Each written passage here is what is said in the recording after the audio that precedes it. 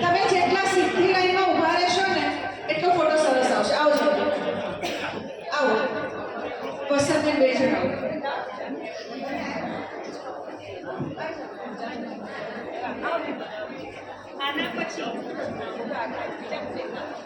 આના પછી બીજું ગ્રુપ મૌલિકાબેન ગૌરવભાઈ સિદ્ધપુર એ પણ કુંવરાઈ